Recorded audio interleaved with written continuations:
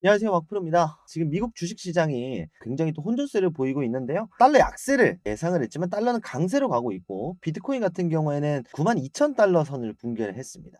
과연 다시 한번 테슬라가 상승세로 이어나갈 수 있을지 더 나아가서 미국 시장의 향방이 어떻게 될지 굉장히 또 귀추가 주목이 되고 있는 상황인데요. 지금 관련해서 미국 시장, 나스닥 시장이 산타랠리는 없고 이제 앞으로 조정장이 올 확률이 굉장히 높다. 이런 목소리들이 좀 다시 한번 나오고 있는 걸 보면 지금 나스닥이 정말 고점이 맞나에 대한 좀 생각이 들기도 합니다.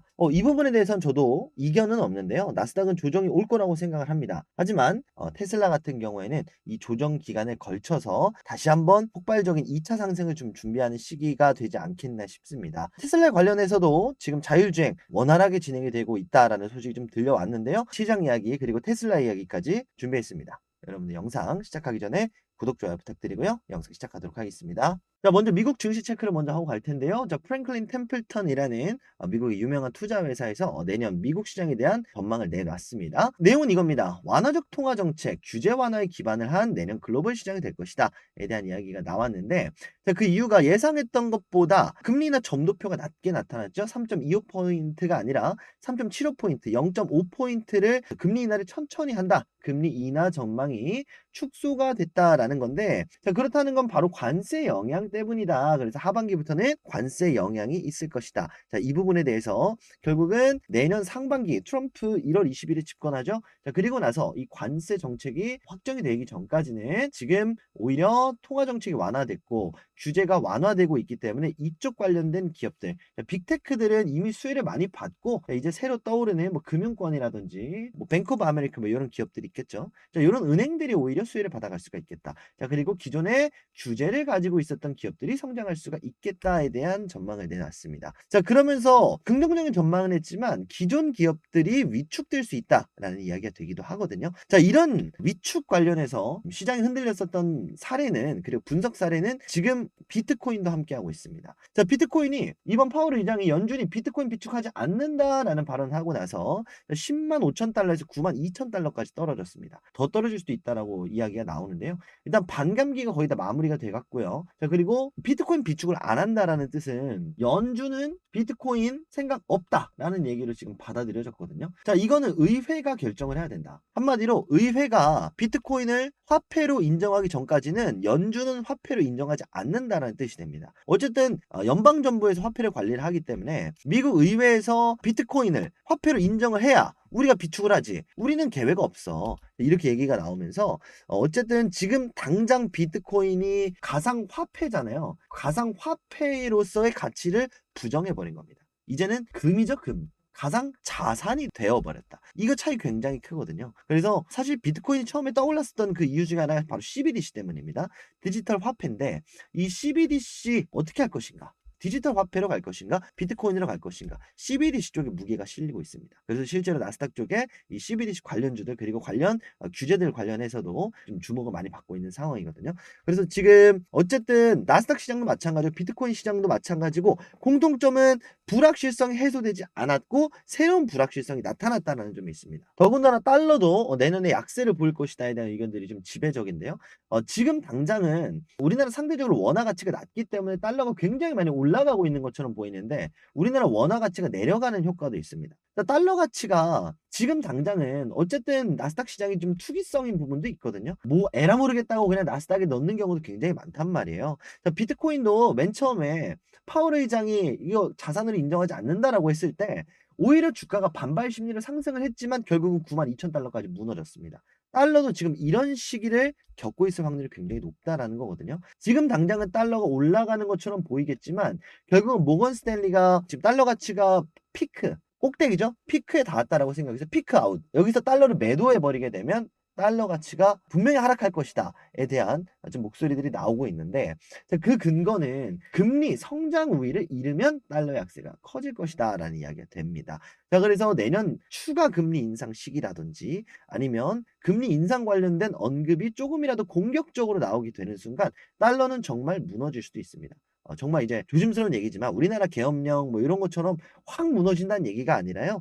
서서히 무너질 확률이 상당히 높습니다. 그래서 이런 부분들까지 생각을 해보게 되면 달러도 지금 불안하죠. 코인도 지금 불안하죠. 지금 나스닥 시장도 불안하죠. 결국은 지금 이 첫 번째 단계입니다. 시중에 돈이 풀리진 않았고 일단 시중에 있는 돈이 회수는 됐습니다. 그러면 이제 새로운 투자처를 찾아야 되는 상황이고 결국은 돌고 돌아서 나스닥으로 들어오겠죠. 그리고 돌고 돌아서 뒤에도 설명을 드리겠지만 테슬라로 들어오겠죠. 자, 그런데 그 시기 동안은 조정 기간에 걸칠 확률이 굉장히 높겠다. 자, 그러다 보니까 뭐 테슬라 오늘 얘기를 뭐 가지고 왔으니까 오늘 테슬라 얘기만 하겠지만 뭐 테슬라 실적이 좋지 않게 나올 것이다에 대한 이런 우려 섞인 목소리들도 따라서 나올 수밖에 없는 거예요. 근데 실제로 보면 어떠냐? 테슬라가 지금 전 세계 글로벌 자동차 업계 캐파의 3분의 2 넘게 거의 4분의 3을 차지하고 있는 상황이라는 거죠. 결국은 공포에는 어떠한 음모론도 전부 다 그럴싸하게 들린다는 겁니다. 그러면 이런 시기에서 오히려 내가 생각했을 때 향후 다시 한번 슈퍼 사이클이 왔을 때 상승 사이클이 왔을 때 어느 기업을 올라갈 것이다 라고 정확하게 분석을 하고 그 기업을 매수할 수 있는 하나의 투자 포인트로 삼는 것도 우리 좀 전략이 되겠죠. 자, 오늘 말씀드린 내용은 역시나 테슬라인데 테슬라 관련해서도 역시나 자율주행을 빼놓을 수가 없습니다. 그래서 오늘 자율주행이 좀 진행되고 있는 상황에 대해서 좀 최신 소식들 몇 가지 가지고 왔습니다. 자, xAI가 이제 출시를 한다. 자, 그리고 테스트가 이제 서남아시아권에서 좀 진행이 된다라고 합니다. 일단 아시아권에서 xAI가 출시가 되는데 테슬라가 출시한 생성형 AI죠. 자, 그리고 이 역시 생성형 AI 하면 이 오픈 AI를 빼놓을 수가 없는데 자, 샘 올트먼 인사로부터 가져온 데이터를 가지고 임원을 가지고 만든 이 xAI인데 자, 그럼 테슬라가 이거를 과연 따라잡을 수 있겠냐? 자, 충분히 따라잡을 수 있다라고 계속 강조를 드렸었죠. 자, 이게 시작이 되면서 이 xAI에 투자한 투자처들도 공개가 되기 시작했습니다. 우리가 알만한 이름은 블랙록, 피델리티 있고요. 엔비디아가 있습니다. 자, 블랙록은 여러분들 비트코인 최대 주주죠. 전 세계에서 가장 많은 양의 투자 자금을 운영하는 전 세계 1위 투자 회사입니다. 블랙록이 이제 이 xAI에 투자를 했다라는 거. 자, 블랙록이 투자하고 나서 비트코인 어마무시한 상승을 보여줬던 것처럼 xAI도 마찬가지다라는 건데 특히나 블랙록이 최근에 비트코인을 뭐 매도를 했다 이런 얘기들도 나오거든요. 그래서 이제 블랙록이 2025년에는 테슬라의 요 xAI 쪽에 뭐 투자를 이제 공격적으로 하면서 기대를 상당히 많이 하고 있는 거 아니냐 이런 얘기가 나옵니다. 자, 그럼 현실적으로 후발주자인 테슬라가 오픈 AI를 어떻게 따라잡느냐? 자, 바로 이 데이터 센터입니다. 오픈 AI 같은 경우에는 데이터 센터가 없어요. 이 데이터 센터가 없어서 뭐 최근에 오라클 요거를 좀 데이터를 좀 활용을 하겠다. 이 집 저 집 좀 되게 돌아다니거든요. 본인만의 데이터 센터가 없기 때문에 최근에 소라 AI가 먹통이 됐었죠. 데이터 과부하가 걸려서. 자, 그래서 샘 올트먼이 뭐 중동 쪽 돌아다니면서 투자해 주세요 뭐 이런 이야기도 했었고. 자, 반면에 이 xAI 테슬라 같은 경우에 돈이 굉장히 많죠. 돈이 많기 때문에 멤피스에 있는 데이터 센터 글럭 3를 이제 올 상반기에 좀 가동을 한다 좀 이야기가 나왔고 이 부분에 10만 개의 엔비디아 GPU를 어느 정도 투자를 받았습니다. 자, 그리고 2025년까지 2배를 늘리면서 급속도로 오픈 AI를 추격을 하고 있는 상황이고 자, 단순하게 여기서 오픈 AI를 추격 못하면 뭐 돌아가는 거 아니야? 이 얘기가 아니라요. 더 중요한 건 여기서 이 데이터 센터 이 데이터를 가지고 뭘 하냐면 바로 자율주행에 들어가는 데이터를 이 글록3에서 활용을 합니다.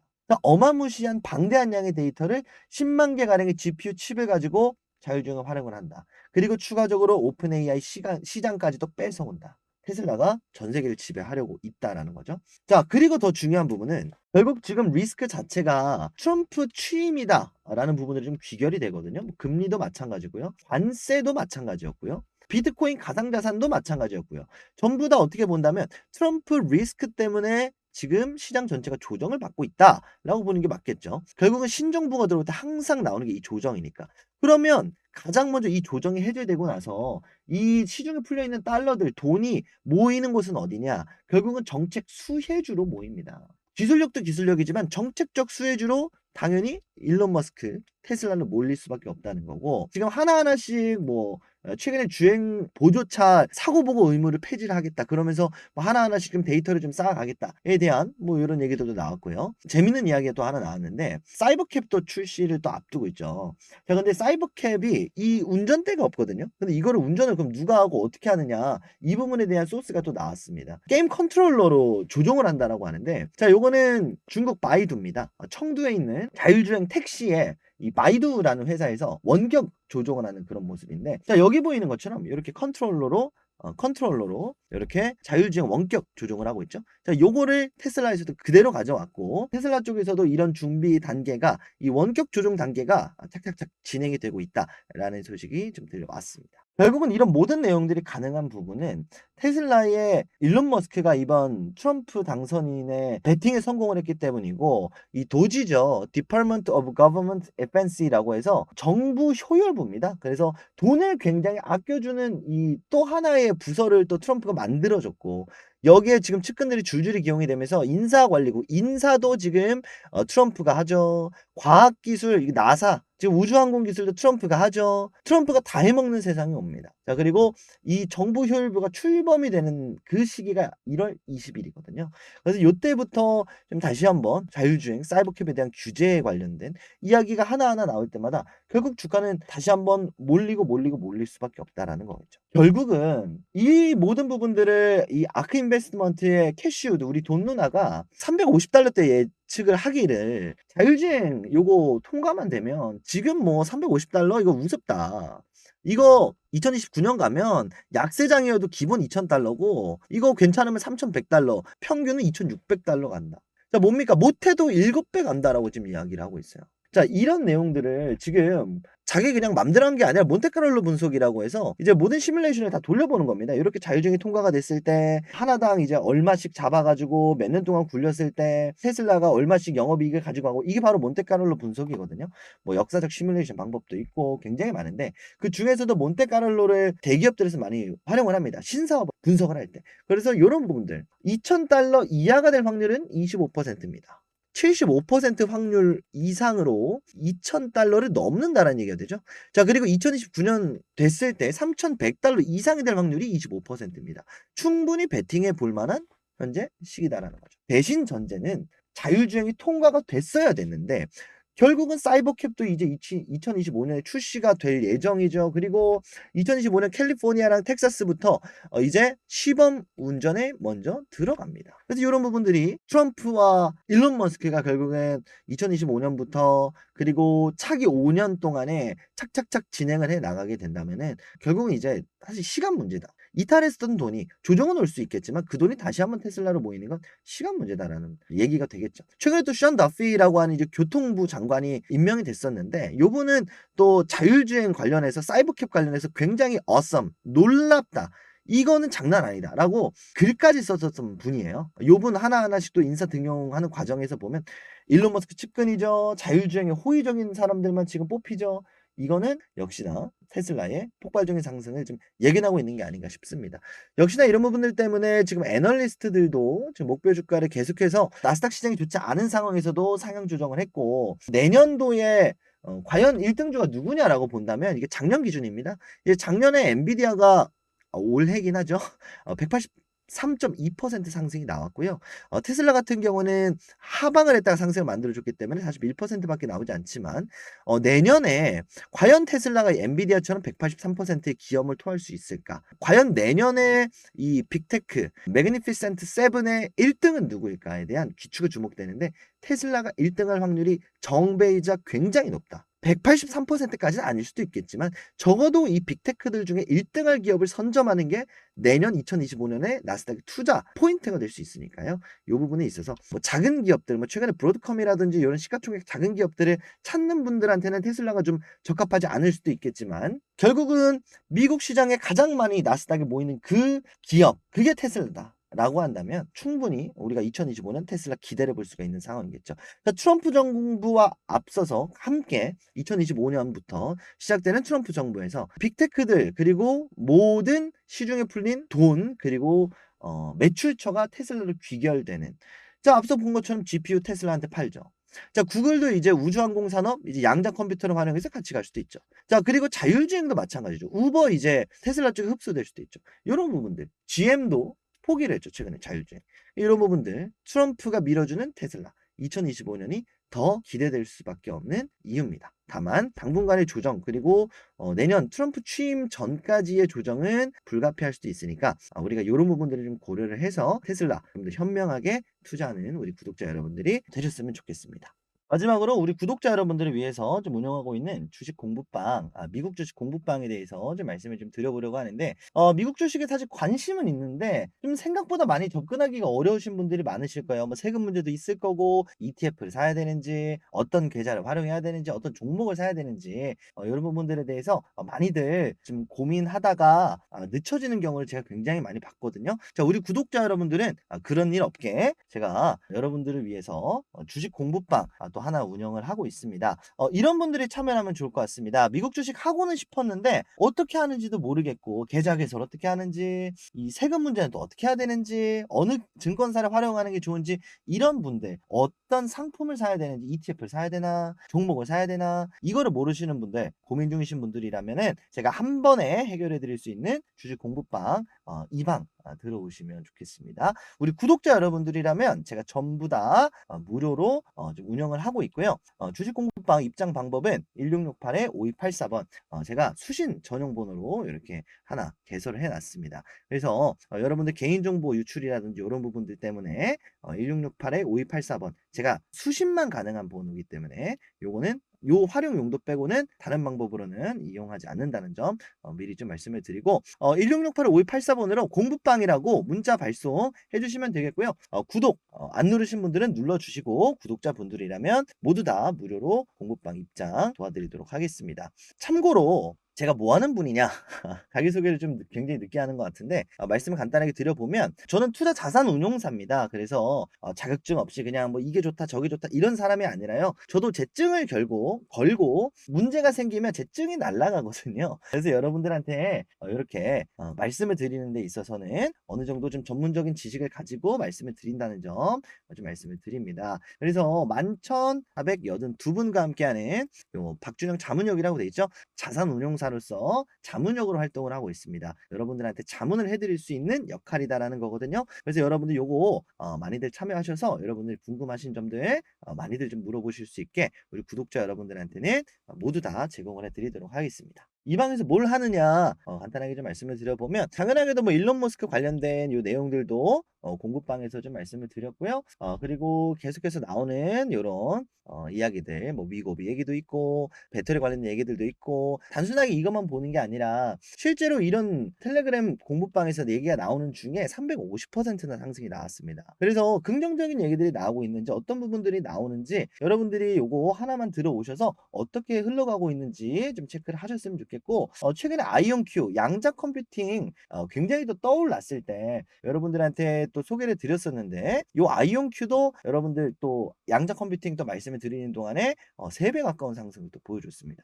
그래서 사실 미국 주식은 굉장히 정직합니다. 지금 나오고 있는 주제, 그리고 나오고 있는 논쟁거리, 호재, 이런 것들이 굉장히 또 정직하게 좀 반영이 되는, 또 주가에 반영이 되는 또 시장이 미국 주식이다 보니까 여러분 요거 참여 많이들 하셨으면 좋겠고요. 여기서는 앞서 말씀드린 것처럼 어떤 종목을 사야 되는지, 그러면 지금 고가에서 굉장히 부담스러우신 분들도 있으실 수 있어요. 자, 그러면 이제는 테슬라가 많이 올랐으니까 좀 되게 부담스러워요. 많이 올라봐야 $1,000 가봐야 뭐 2배 아닌가요? 1년 동안 2배?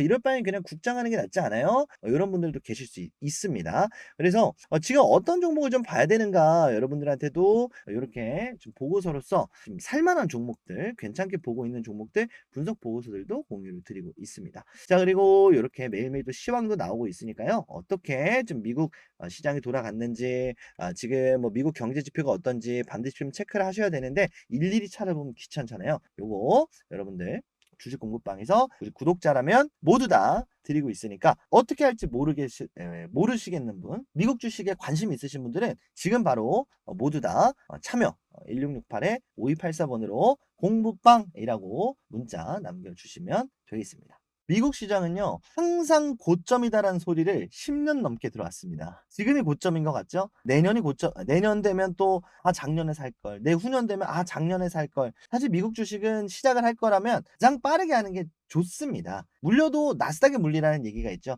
결국은 전 세계에 돈이 몰리는 시장이 미국 시장 나스닥이다 보니까 여러분들이 미국 주식에 관심이 있는데 하는 법을 몰라서 하는 시대는 사실 이미 지나갔다라고 좀 생각이 들고요. 여러분들이 조금이라도 관심이 있으시다면 저를 만나셨으니까 제가 운영하는 공부방 들어오셔서 도움들 많이들 받으시고 앞으로 어떤 기업을 좀 사야 되는지 주목을 해야 되는지 앞으로 좀 미국 시장을 또 배워가는데도 실제로 이렇게 관심만 있는 게 아니라 테슬라가 올랐는데 국내 시장에 테슬라 관련주가 뭐가 있어? 이게 아니라 테슬라에 직접 투자하는 또 새로운 또 주식 투자의 이면 국내장에서 너무 많이 되어서 나 주식을 못 하겠어요라고 하시는 분들도 이제 미국 주식을 시작을 하면서 매일매일 좀 수익이 쌓여가는 느낌에 좀 다시 한번 좀 주식의 재미를 느꼈어요. 이렇게 느끼시는 분들도 굉장히 많거든요. 자, 그래서 여러분들 미국 주식을 한 번씩은 안 해보신 분들은 뭐 해보시고 선택을 하시거나 이런 식으로 생각을 하시는 것도 굉장히 좀 중요한 포인트가 되지 않을까 싶습니다. 안 하는 거랑 못 하는 거는 분명히 다르거든요. 내가 선택을 하는 거랑 선택지가 아예 없는 거. 내가 미국 주식을 할 줄 몰라서 한국 주식을 하는 것만큼 사실 가장 손해 보는 게 없거든요.